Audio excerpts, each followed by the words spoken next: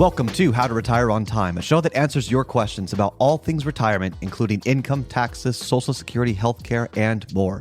This show is an extension of the book, How to Retire on Time, which you can grab today on Amazon or by going to www.howtoretireontime.com.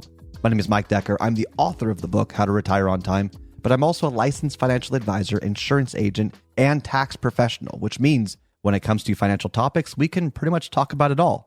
That said, please remember this is just a show. Everything you hear should be considered informational, as in not financial advice. If you want personalized financial advice, then request your wealth analysis from my team today by going to www.yourwealthanalysis.com. With me in the studio today is my esteemed colleague, Mr. David Franson. David, thanks for joining me. Hey, yeah, glad to be here.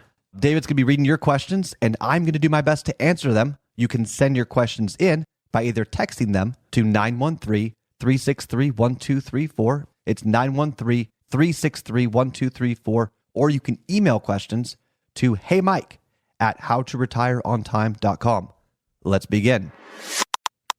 Hey, Mike, I'm about to sell my business and have no idea how to convert the sale into a retirement plan. What should I do? Okay, so business sales are a bit tricky. And the reason is when you look at it from a high level, you've got your tangible assets and your intangible assets that you're selling. That's the most basic way I can think about it. Your tangible assets, do you own the office space? Do you not own the office space? Do you have equipment? So some companies, it's more of just a service company, so there's not really any tangible assets. But most companies, they might have real estate that they own, part of a building or all of a building. Many companies have trucks or equipments or just things like that would be a part of the sale.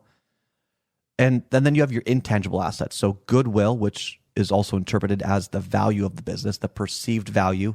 If someone were to buy this business, how much would it continue to generate in revenue, and what do those forecasts look like? And you're looking at a P&L here, so profit and loss statements and all of that. But you're also looking at trademarks, patents, if there's anything else that maybe isn't physical, but it's something that benefits the business. So when I look at just the sale of a business, I first want to see how much did you put into the business, the cost basis, because you shouldn't be taxed on what you put in there, right? And was that properly accounted for or not? Then I want to look at your tangible assets.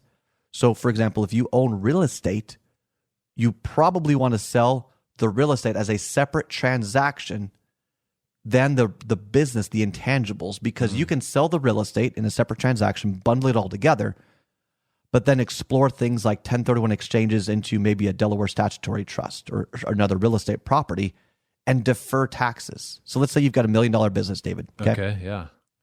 400,000 of that is real estate property. Okay. If you bundle it all up in just one transaction, you could pay taxes on all of it. Or you can take 400,000, defer it into another vehicle that can continue to pay cash flow and appreciate in value. So that 400,000 is all moved over, and now you're only paying taxes on 600,000 of the sale. I like the sound of that. Do you pay more or less taxes on 600,000 or $1 million? Right. This is easy math. Yeah. Okay. So understanding how to break apart the sale can help you understand how to move assets tax efficiently. And I just touched the surface of different ways you could structure that. Make sure you've got a good broker, a good business broker to help you structure the sale. Also work with someone like me or a CPA or someone that can look basically where the money's going to go to. So you've heard the expression work backwards, know where you want to go and then work backwards from there, right? You've heard that before. So what does your lifestyle and legacy plan look like?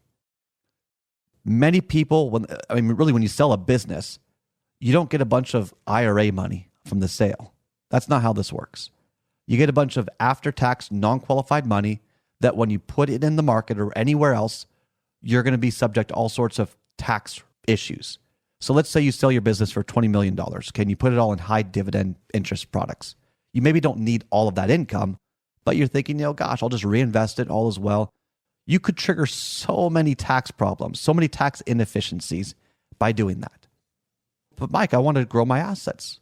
That's fine. You can grow your assets in different ways. Maybe you put a portion of the assets into stocks or private equity that doesn't really pay a dividend. It's focused on growth.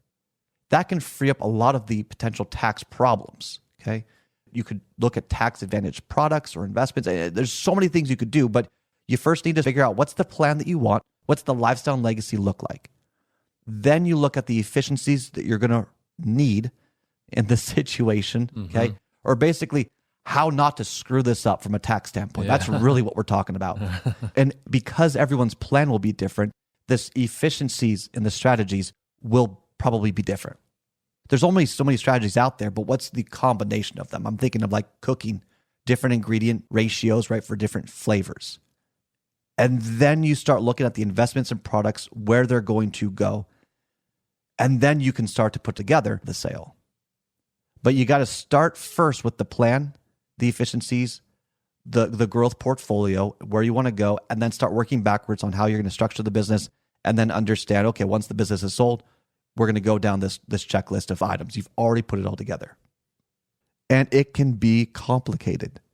So maybe you move some assets, like I said, in Delaware Statutory Trust if you have real estate. Maybe you don't. The other assets, the goodwill, the other stuff that's just going to get hit by taxes, how do you offset that? Maybe you're looking into oil and gas partnerships or qualified opportunity zones or among these other alternative asset classes that maybe will help offset some of the taxes. Maybe you structure a sale just to kind of lower the taxes. There is a ripple effect on every decision that you make. So with that said, you worked your whole dang life to put this business together, right? To grow the asset for this future. Yeah.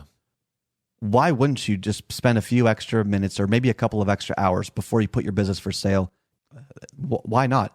The reason I think why people don't is they go with one specialist or one expert or whatever it is.